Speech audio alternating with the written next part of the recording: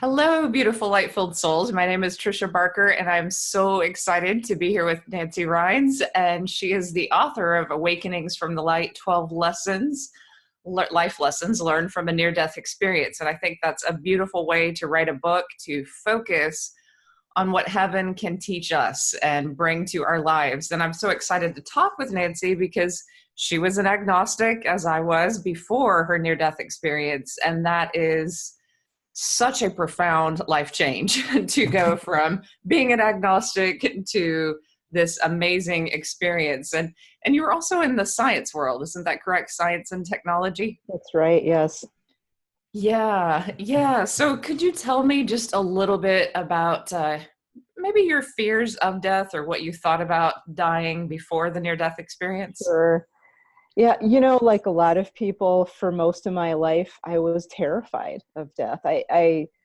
When I was a kid, I wasn't, but of course, when we're kids, we're in a completely different zone. But as I grew up and really moved away from my spiritual teachings that I had when I was a child, I basically learned a fear of death. I was terrified that what it meant was, blackness, the end of consciousness forever. There was nothing, that was going to be it.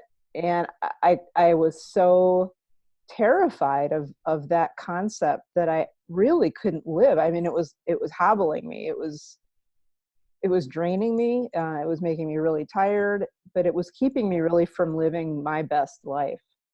And that's I think that was really an outgrowth of moving into that atheist agnostic space as a young adult.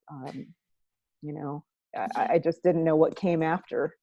Yeah, I remember feeling smarter than everyone, like, oh, all those religious people are so ridiculous and the spiritual people are so far out there. And I know that we just die with the body, and I had that type of consciousness.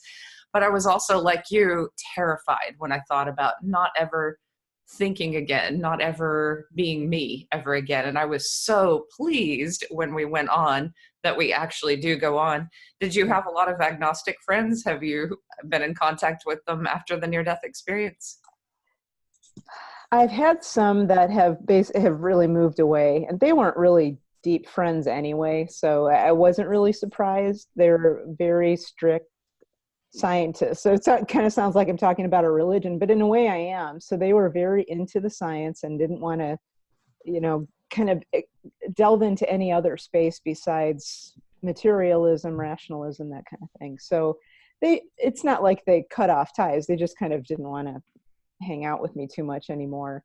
I think the interesting thing for me that I've had since this is I've had a ton of scientists who I didn't know before email me secretly, I'm not supposed to give their names, who say they've had these same experiences or they've had these same feelings and have a really deep-seated sense of spirituality, but they can't talk about it with anybody, and they felt safe to talk about it with me.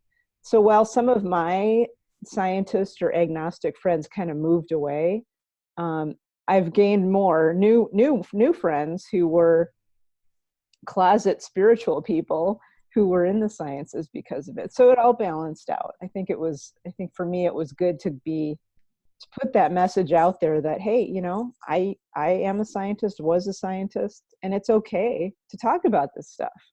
Right. And are you like me and many near-death experiencers where you have no fear of death, but a little bit of fear of physical pain, after going through? Don't want to do the physical pain ever again. Right. Right. I'm actually like you probably, or maybe, I don't know, but I have absolutely zero fear of death now because I know it's not really the end. It's just a transition and that's it. Yeah. I'm with you. I think the near-death experience is an interesting type of spiritual awakening because it's coupled with trauma a lot of times and physical trauma. And it's actually kind of hard for me to hear too much of the physical trauma when it's a car accident or something similar to mine. And so I do want you to tell some of your story, but I always ask people to skip a lot of the actual wreck and, being run over and time in the hospital and get to that afterlife portion, because that's That's what was so shocking to me. And I'm sure that was shocking to you too. So I'd love to Yeah. hear your experience if you want to talk about the first part where your consciousness separated and then the surgery. Sure. Yeah, I had the accident happened in Boulder, near Boulder, Colorado, in a small town. And now it's been about 5 years ago now. It was, I think, January of 2014. And I was just happened to be running errands on my bike, which, I did a lot. It wasn't anything unusual. And it was a beautiful, dry day. And I ended up biking around a roundabout. And long story short, I was hit broadside, kind of like this, from my right-hand side by a woman who was really busy texting while she was driving. So she didn't know she hit me. Um, so she drove for quite a ways, and a lot of stuff happened while she was driving. But one of the main things that happened is, at one point during the accident itself, I noticed kind of a weird, I wonder what that's all about, kind of noticing. My consciousness was split into two places, which I thought at the time was, whoa, that's really weird. But I was in my body, there was the sense of consciousness in here in my body. And it was scared, which, you would be during an accident. But there was a part of me, I call it my higher self. Some people might call it a soul, whatever. But for me, I call it my higher self. Felt like it was watching the accident from about like 75 feet off to the side, kind of out on the grass, on a grassy area near this roundabout. And what struck me was the difference between those 2 points of view, not just in where they were physically located, right, but also in their approach to what was going on. So my human consciousness, the one that was in my body, was very scared, as you would imagine. It wasn't really feeling any physical pain, because a lot of stuff happens during an accident that keeps you from feeling physical pain. But I was certainly scared and didn't know what was going to happen. But the me that was outside, that higher consciousness that was watching from that separated vantage point, I remember that part of me thinking, wow, this is really sad and it's very painful, but it's necessary. It's exactly what is meant to be happening, and everything will be okay in the end. And there was a disconnect there, like, whoa, wait a minute, what's going on? So is that self connected to a higher consciousness already, or do you think that it was simply being fed that information from that field that gives you more information, that higher self, or do you think it just knew? It knew. I think there was the knowing. I mean, that higher self, at least in my experience, my higher self tends to be connected to that field of love, that field of knowing all the time. And that, as you probably know from your NDE and hearing others, that field of spiritual love, spiritual knowing, you could call it the God field if you want, it transcends time and space. So there really isn't time and space at that level. So it knows what's going to happen from our perspective, what's going to happen. So it knew that this was part of the plan, that And this was part of the deal.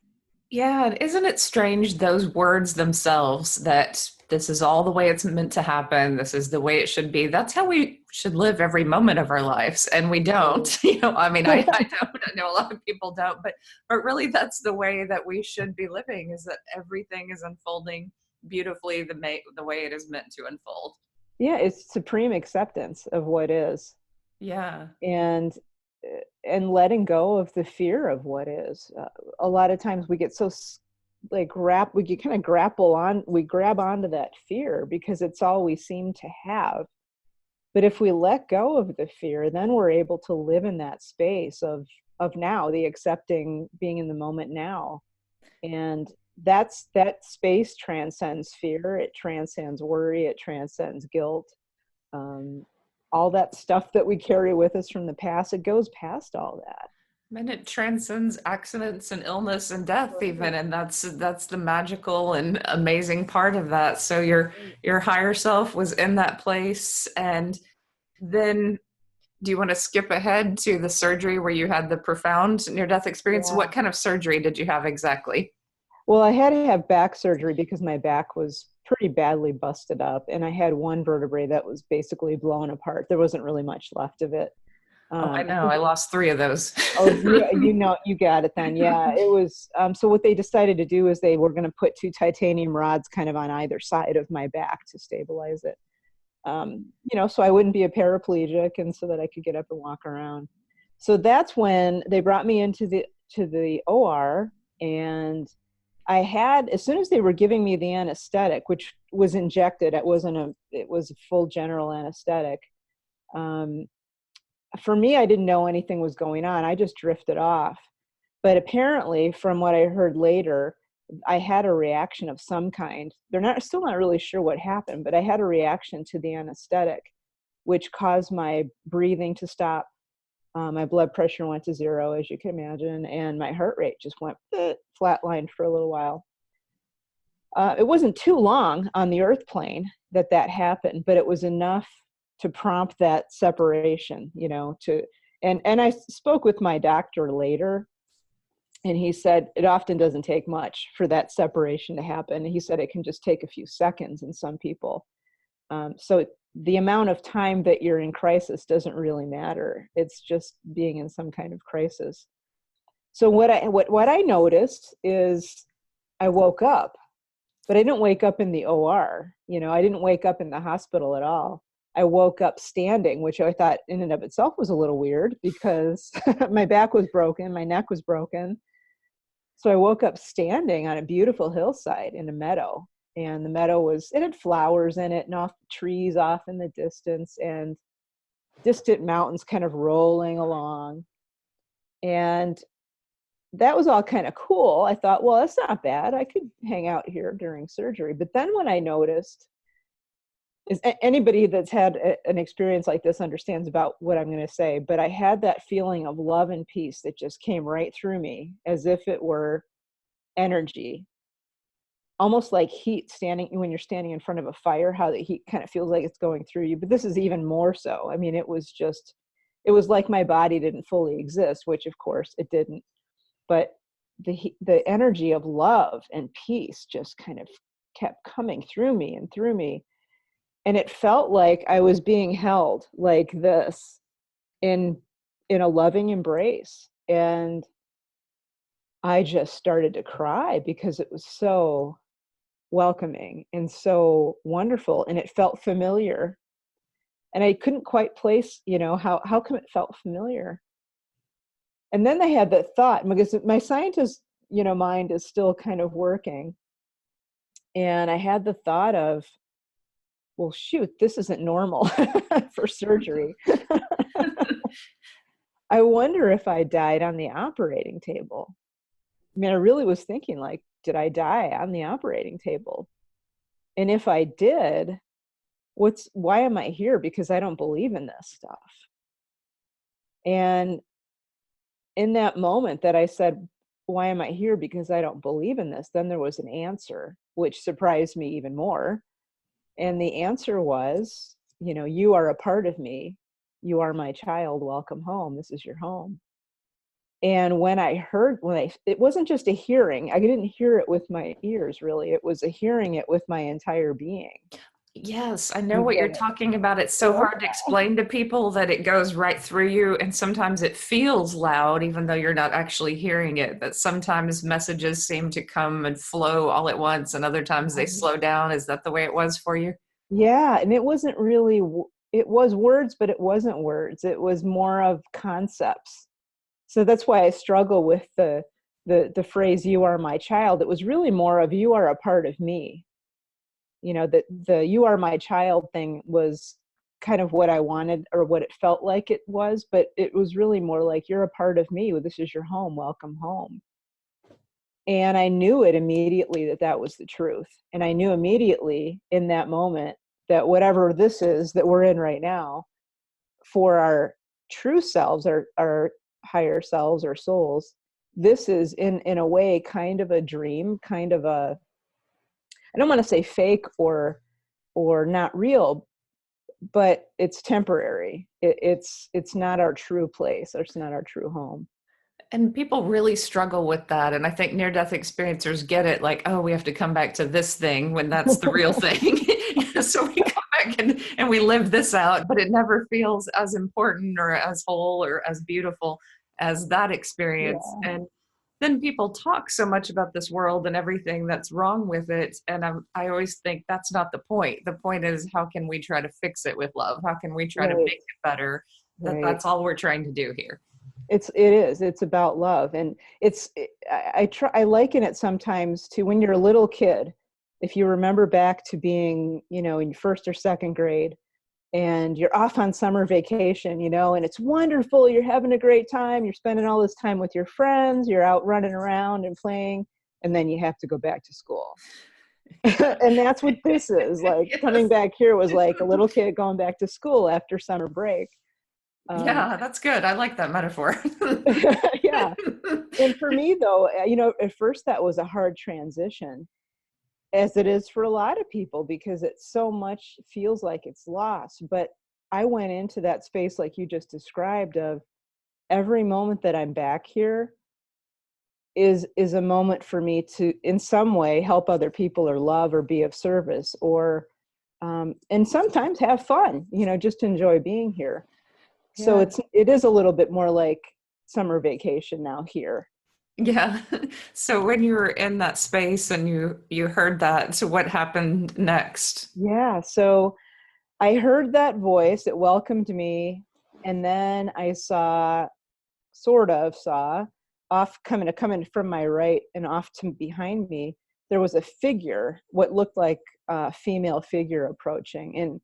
And it looked like she was all clothed in like a gray, silvery gray. It wasn't just like drab gray, but energetic grays and silvers, like a very flowy tunic and skirt, or kind of flowy pants or something like that, which doesn't really matter.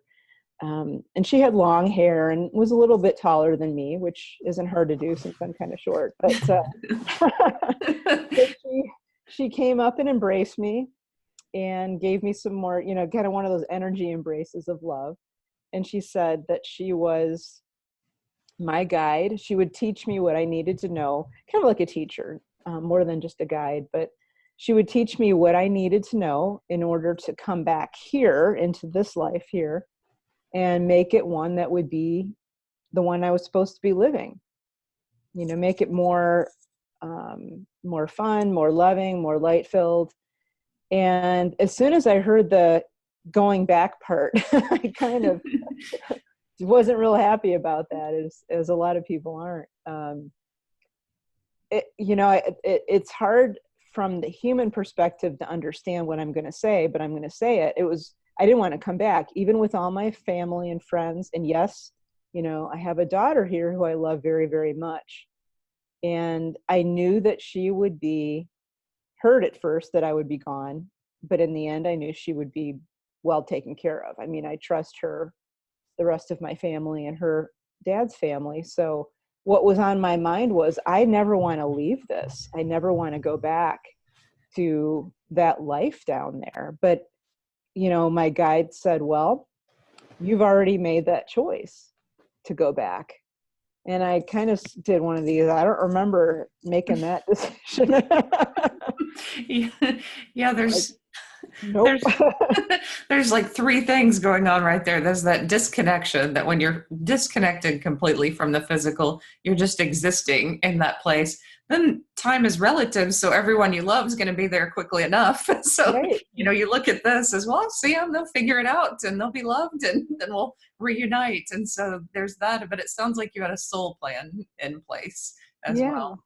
Yeah, I did. And I didn't know what all that was about before. I mean, I didn't have any concept of soul contracts or soul plans before my NDE. I had no idea what that was all about.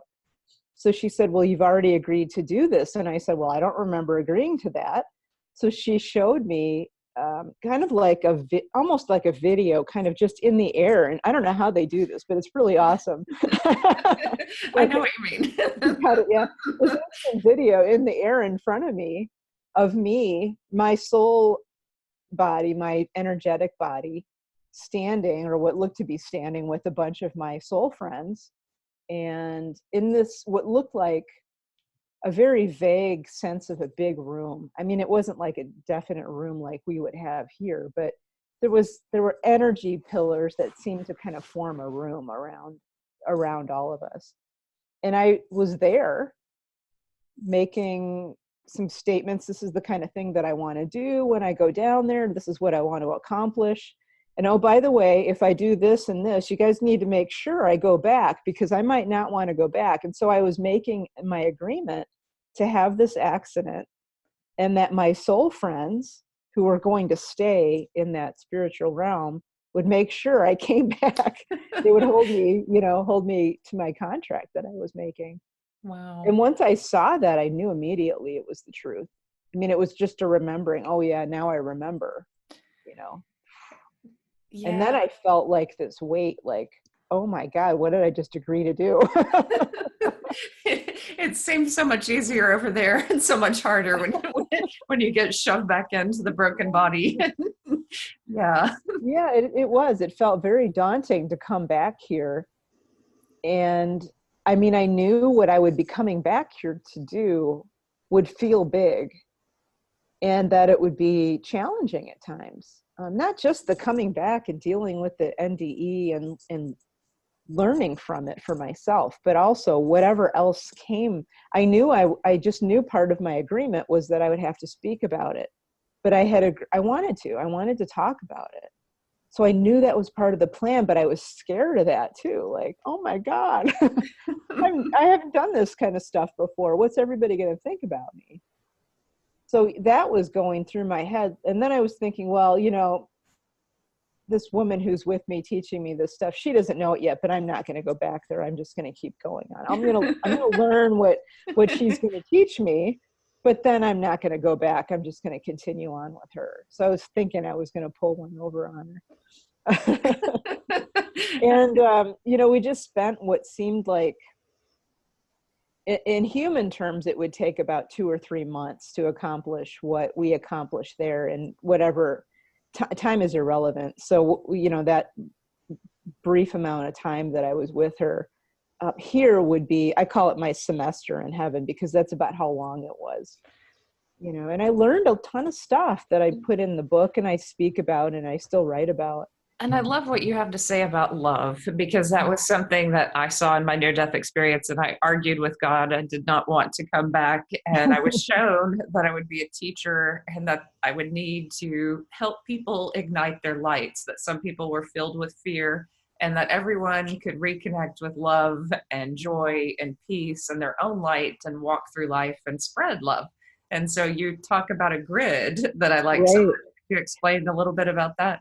Yeah, the way that I learned it was that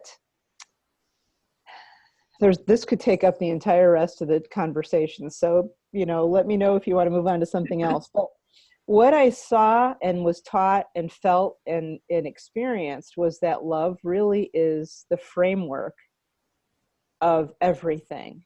So I saw it as a grid, kind of like a crystalline lattice is how I describe it. It wasn't really a 2-dimensional grid like this. It was 3-dimensional or multi-dimensional, actually. But it was an energetic grid that I could see that looked like little sparkles, but that were connected by, all the little points were connected by energy going between them. So it looked to me like a crystalline lattice structure. And kind of like how a diamond, if you look up on the internet, like a diamond crystalline structure, kind of like that. But that was the framework that formed, at first I said scaffolding because that was the only word that could come to my mind, but it really more like a framework, the framework upon which everything is built, not just in the spiritual realm, but here too. So we are here in physical, still a part of that spiritual realm. It's just it's not separated out in space as we like to see it. It's a different level of energy, but it's all love. It's that energy of love, is that crystalline lattice of love that I saw. And that forms the complete structure of everything here in the spiritual realm. Everything is based on that. And what we do when we interact with each other, what love we bring up in ourselves, and when we give it out, when we accept it, when we exchange it, anytime that we go into that loving space and are active in loving, we strengthen that field of divine love around us here. I mean, there is no separation, so it's here. It really does affect the energy around us here in physical, not just, once we die, but here and now. And it's real. It really does help when you say that you're here to help people ignite that light of love inside of them. That basically strengthens up little bits of the world as you go along. So you're helping to strengthen that grid work or that framework of divine love. Do you ever feel like what you've been brought or what you need to bring back, that knowing, is kind of foreign to a lot of people, that really what you're bringing back is this idea that we need to spread love? So I was given the role to do it in the classroom, which is easy to do. You have a group of students, different ages, junior high to college. It's easy to give love, support, mentor, coach, and send them out into the world. But in everyday life, I mean, that's kind of our role too, but we get so caught up going, what am I getting? Is this right? And really the role is just to strengthen love, that field of love. And it may not always look like we're getting that much, because we're just Yeah, that's actually what one of my things is that I do. And I know that's part of my gift, is to come back and teach that so that people can live it on a daily basis, not just when they're in the workshop or classroom with me, but I call it simple spirituality. How can you, as anyone out there, just come to your day in a little bit different way and just be more loving and less judgmental, less reactive, more conscious, more aware of what you're doing. And that's what I teach people how to do. And it doesn't take a lot of work. It's not like you're going to be meditating for 5 hours a day. You don't have to do that.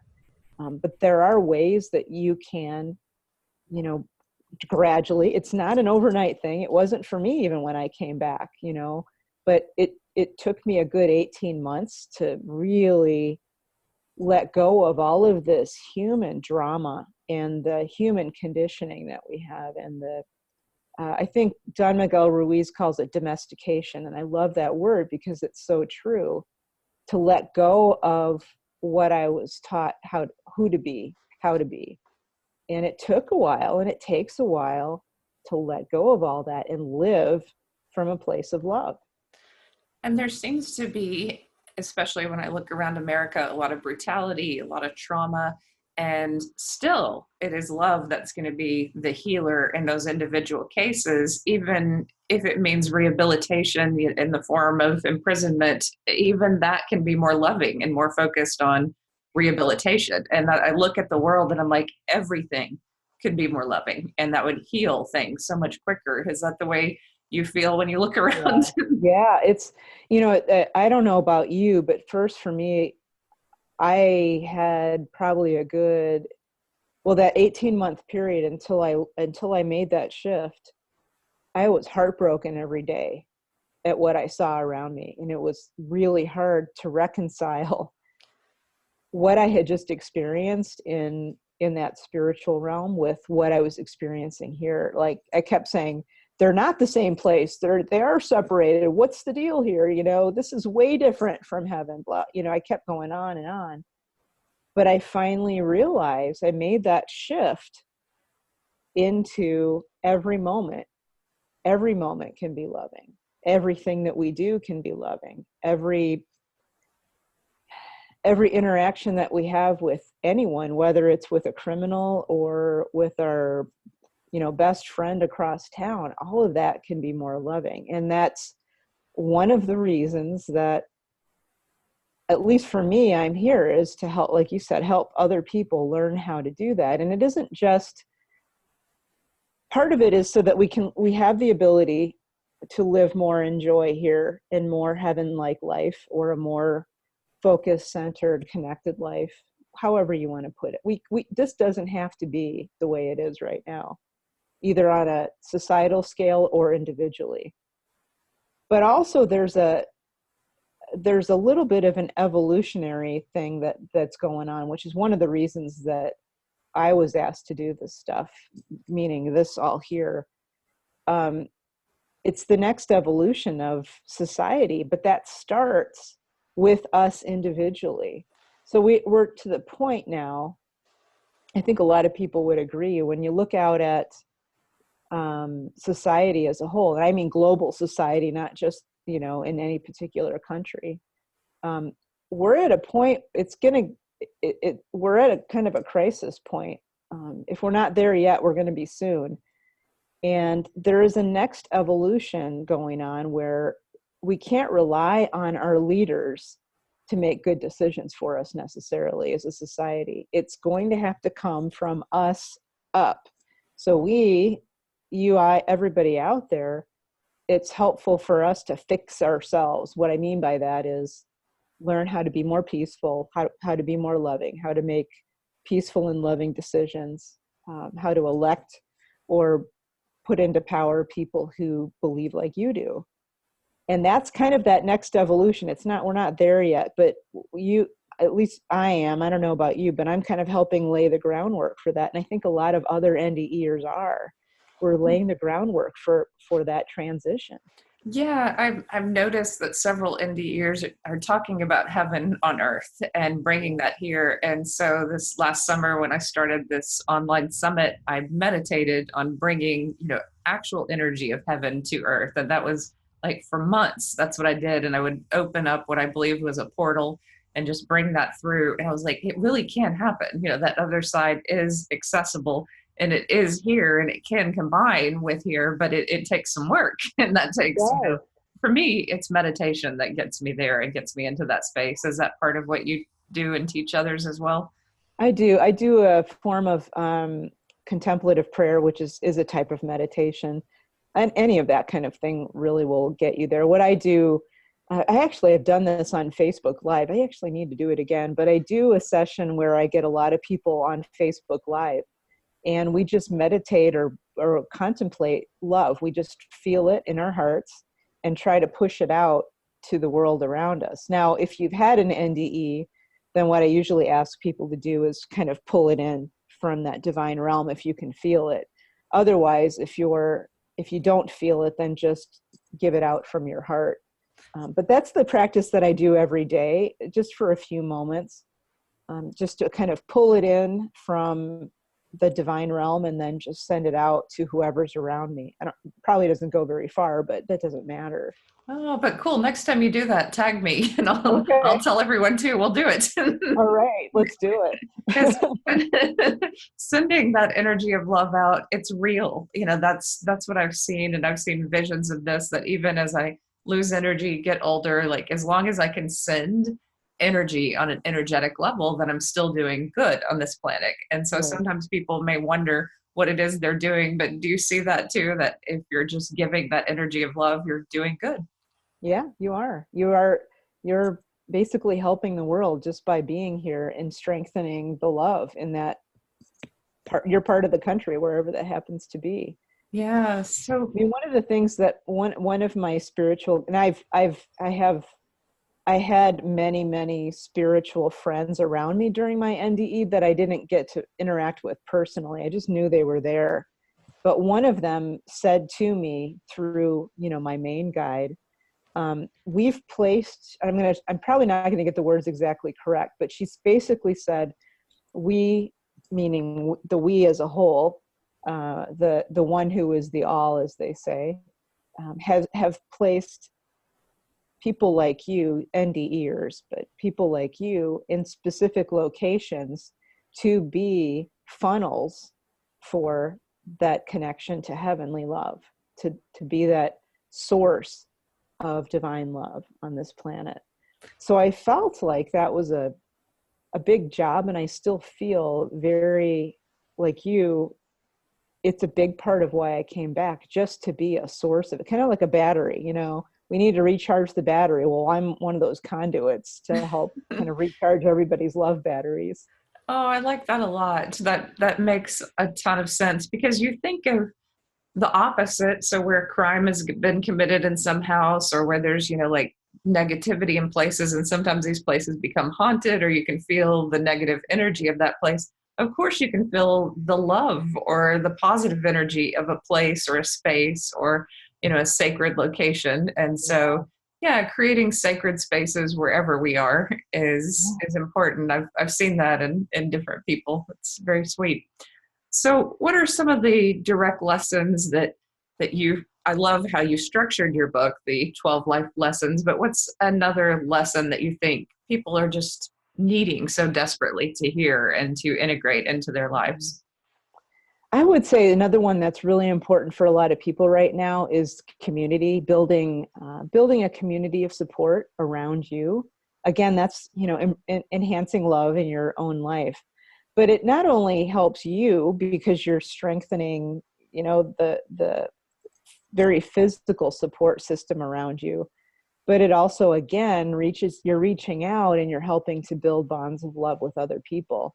But the one thing that I've noticed in the time I have come back, and many people see this, but I don't want to diss social media, but I want to also say that it isn't as great of a connection as we would like for it to be with other people. So yeah, social media is fine, but make sure that you're spending some physical time with people that either you like, you love, that you have something in common with. So for me, for example, here I belong to a community garden where we garden, and most of what we grow is actually for food banks in the area. But we get together and we have fun, and we grow food for each other and for the rest of the community. For some people that's going to a church service or a spiritual service of some kind, but make sure that you're spending one-on-one time with people, because that is so valuable. We're losing that so quickly right now. And you'll feel better. Trust me, you'll feel better to have those one-on-one interactions with people. Yeah, I feel like I've been saved from myself many times because I've been in the motion of giving and helping to others. So we forget our wounds and our troubles and our physical pain when we're in that flow of helping others. So I'm so happy teaching, and I'm so blessed that, God gave me a mission and a community in college to be a part of. And so I always remind people that, even my students, that when we do service projects, that they are in that flow too. So the more you're in flow and community, then the more that connection strengthens. So you can meet people, certainly, and you can develop real friendships on social media. But I do remind my students too, I'm like, if you're getting everything from your computer, you're giving yourself away to the machine. So you're a human being connecting with a machine at the end of the day. That's it. Yeah, exactly. You can't, and I use social media to keep in touch with my friends, and that's fine. But I also make sure to have those one-on-one interactions, because you can't get a hug from a computer. When you need a hug, or when you want to give someone a hug, this computer isn't going to do it. And we humans are really tactile beings, and so giving hugs helps both parties. It really does. So just keep that in mind. In fact, the other day I had to ask permission, but I gave a hug to the post office teller because it was a really bad incident with a woman in line ahead of me who was really not having a good day and was screaming for no reason at the teller. And when that woman left, I looked at the teller and said, "Can I come give you a hug? Because I think you need one." She's like, she didn't say anything. She was about ready to cry. And so I just hugged her and said, this wasn't you. She was in a different place, in a bad space. Know that we appreciate you. And that's all she needed. Yeah. And, from moments like that to the really traumatic moments in life too, I think, after a shooting or after anything, I think people just need to be loved until they're better. That trauma needs to be loved away, that it resets in nature, it resets through love, and that's what's that's what the world is hungry for, It is is. that kind of healing. Yeah, we are. All of us are.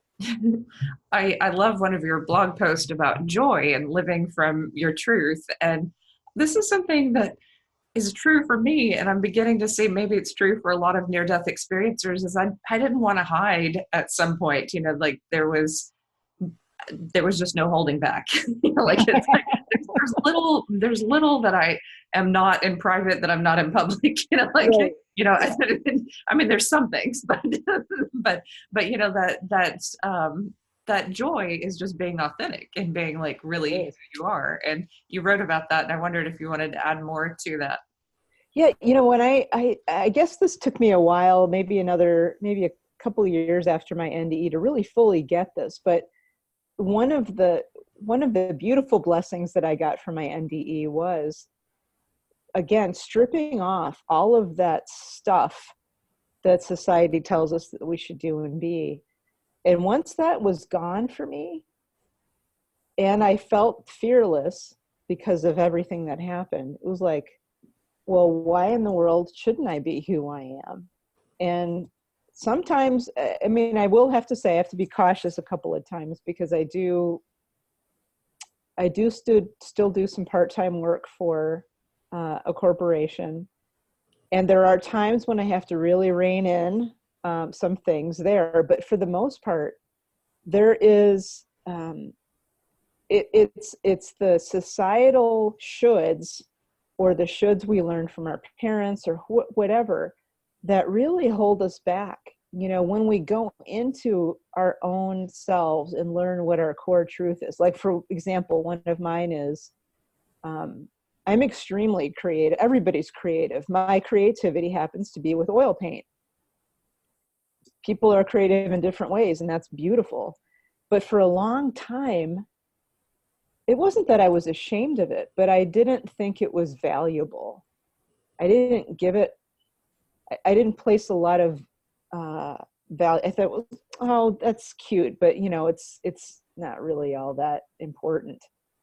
But you know what? It is important to me. And it's that, just the activity of being creative, painting, brings me such joy that I can't deny now it's important. And everybody has that. You may have something that you're kind of holding back because you don't think anybody's going to accept you, or you don't think it's very important, or society may look kind of weird at you for liking that.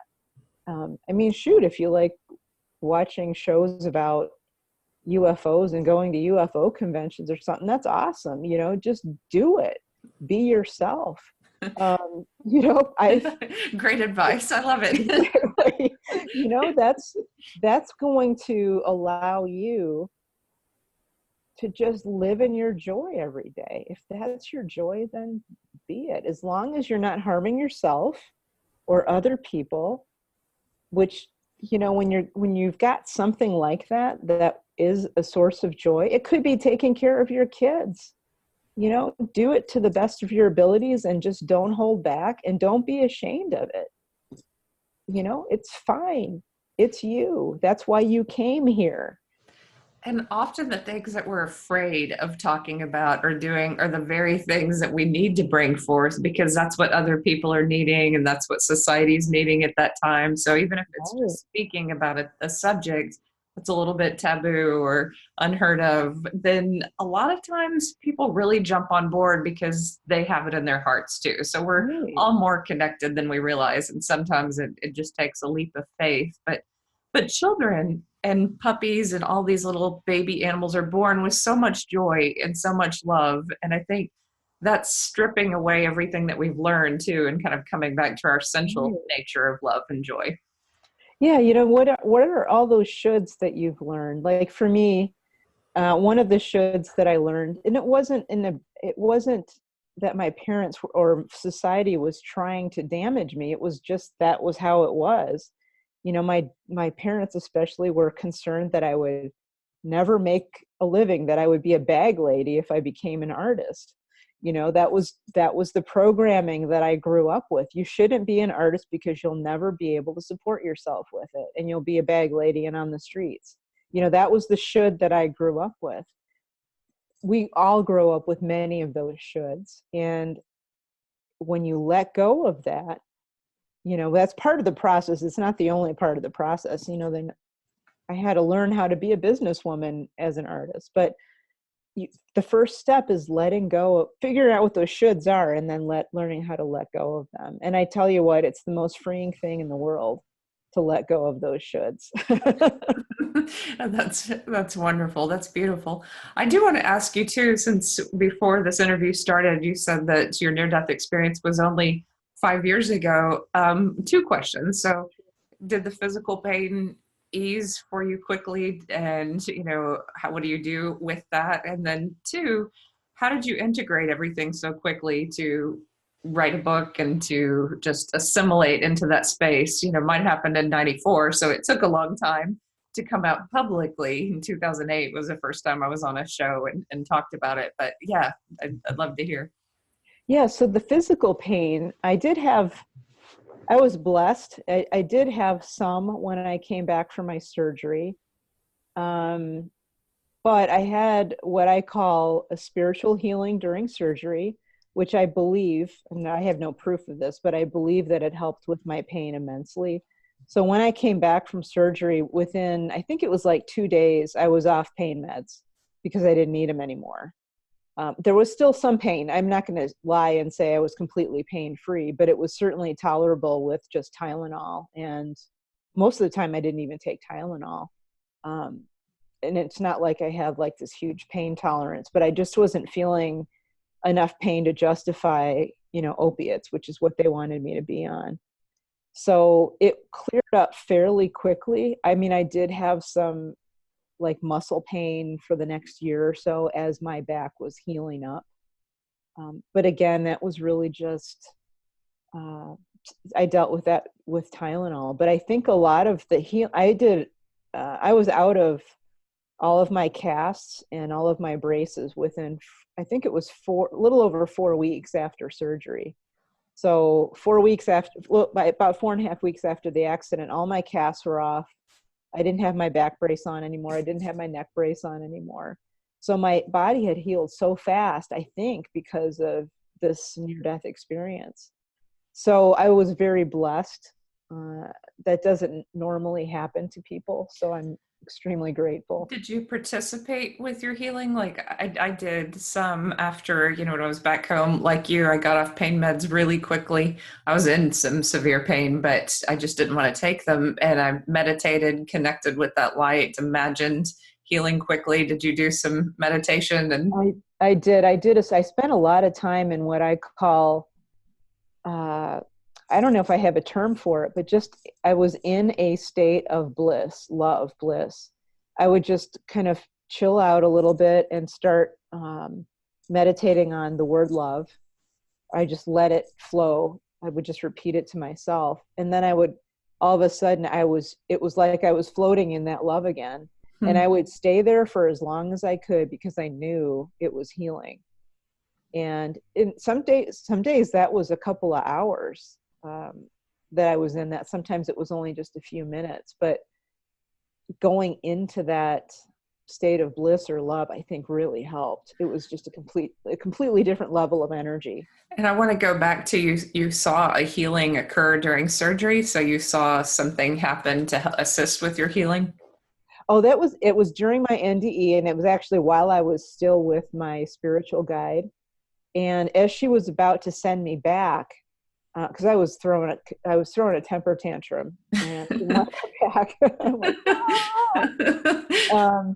She said, "Well, I'm going to help you a little bit and help you heal a little bit before I send you back." And she placed a hand, kind of like this, over my left shoulder, which I had a this collarbone was broken, and then she placed her hand over my, like, right about here. So I'm not really sure now if it was for I had a cracked sternum, but I wonder now if it was really just to help me communicate better once I got back. So it was like the throat chakra area. And then she placed her hand over my left rib cage, which I had, the funny thing is I didn't know this until about 3 months ago, I had a really badly punctured lung and partially collapsed lung, and multiple broken ribs on that side. And she spent a lot of time with her hand kind of over that area, kind of healing that. Wow. I never felt any pain in those areas when I came back. Wow. None. And so I think that helped. And I think just having been, in that state of heavenly love, bliss for so long helped too. Yeah, yeah. I know what you mean. And I wonder if you did this too. I didn't feel that much pain, but I would shift my consciousness slightly outside of my body and then get into this state so I wasn't feeling it all because it was so easy to do Oh, still. So I knew that, I mean, it was red hot. I broke 3 vertebrae and was in a body cast and had all kind of internal injuries, and I just was vomiting, couldn't take the pain pills. So it was oh. very painful for me, but I would move myself aside, then I'd connect with that love and that light and just let it work on me. But now I can still do that with pain, which is not always good because I shifted my consciousness away from this tooth that was hurting, and then it broke. And I was like, oh, maybe I should just go to the dentist.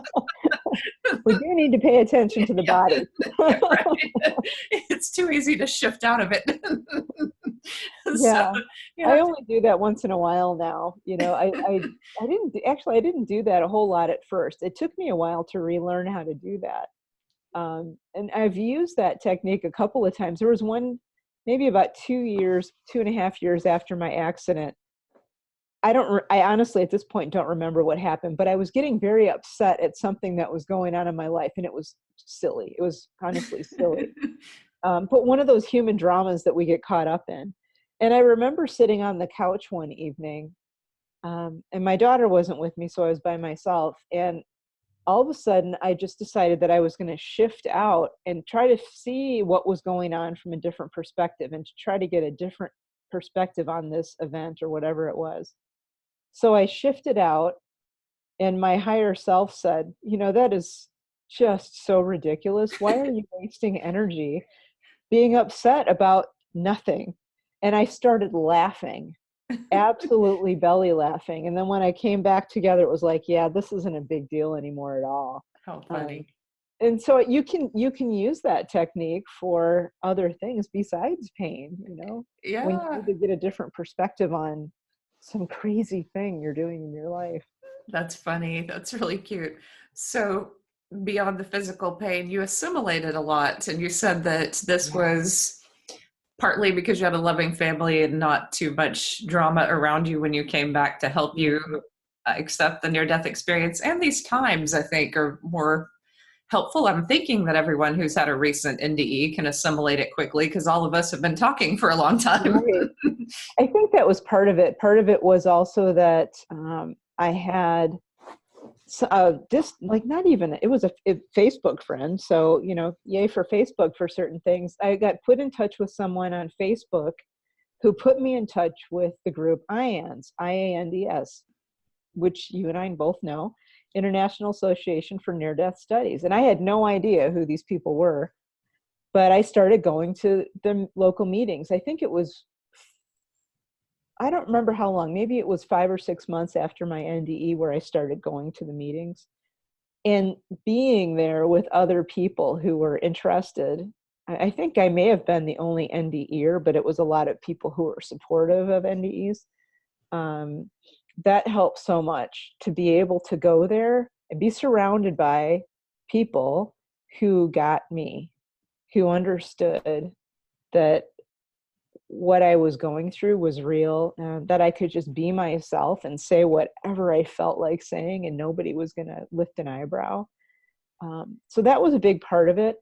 Another part of it was, for me, since I do art, but I also like to write, and I always have.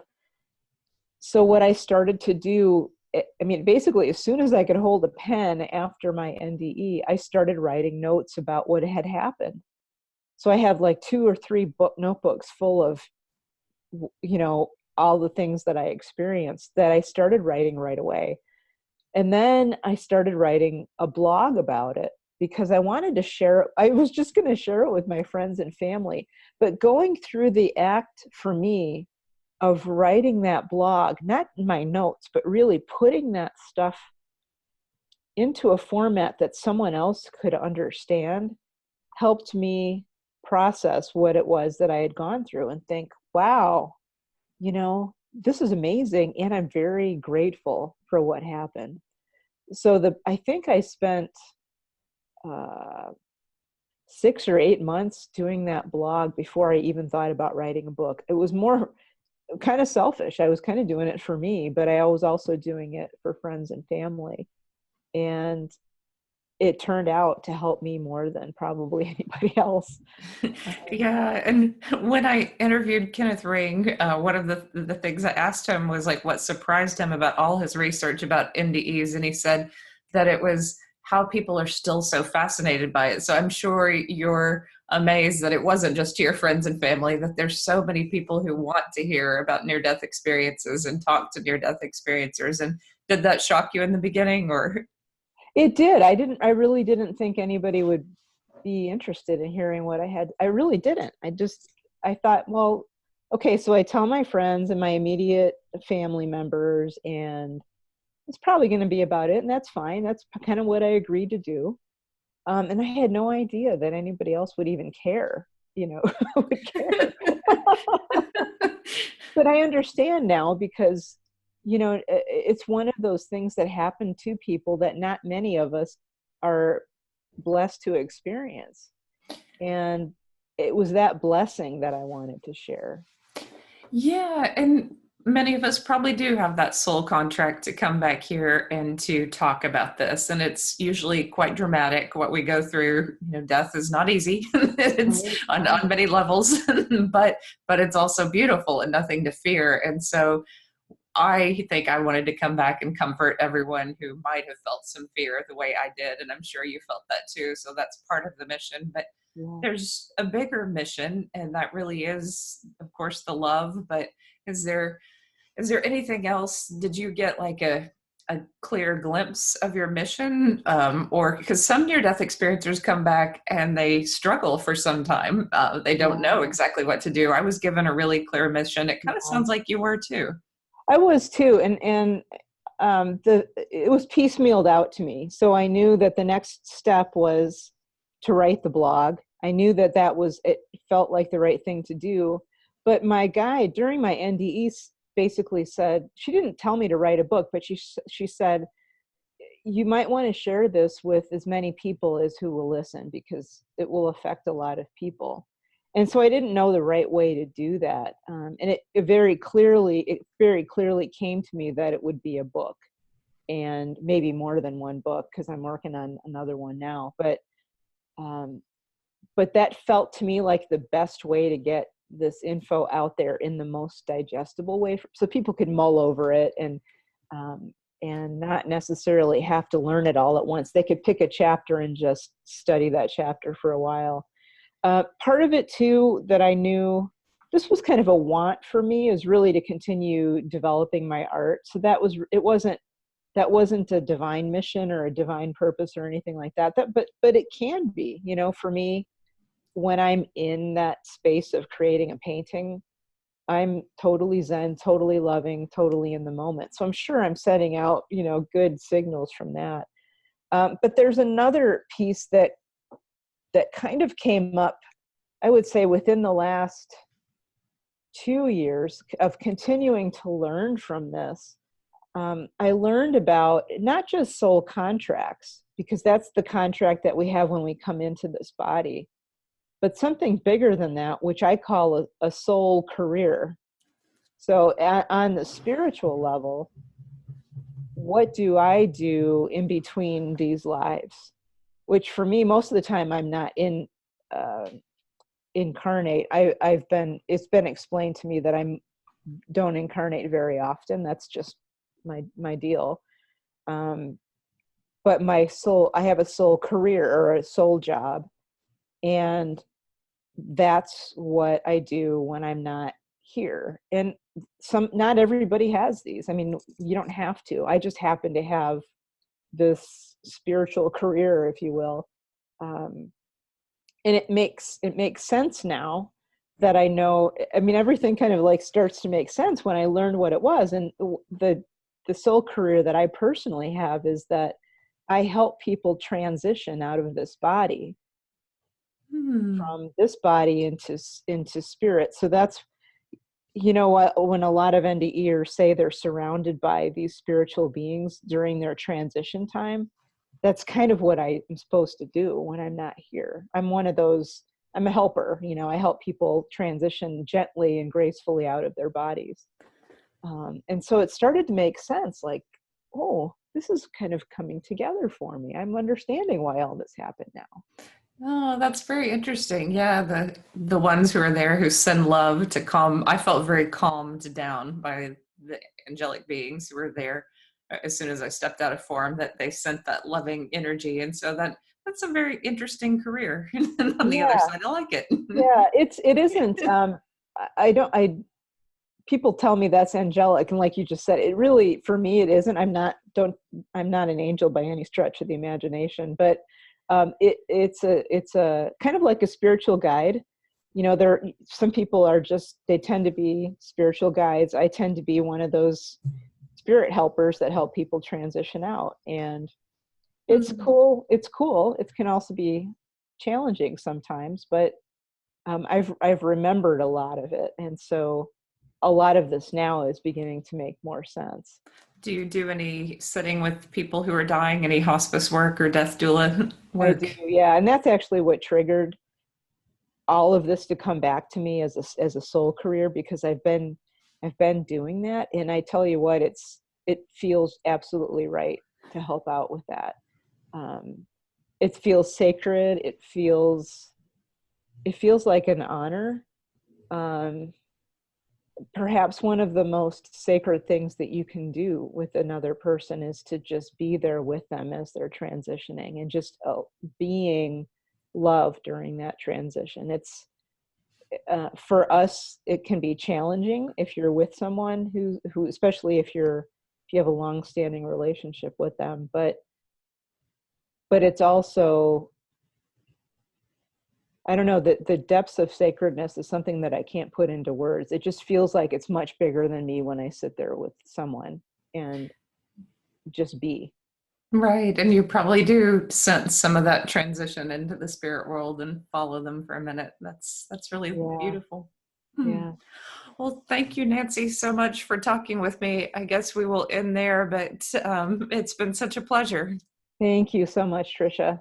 Yeah, and for those of you who are listening, please check out the writing workshops that I have, and starting in January, and also in about 6 months or so in the summer, there will be a near-death experience online summit again through the University of Heaven with Raymond Moody and Lisa Smart, and I'll be hosting some of that, and Nancy will be speaking. So I'm very happy to have you there too.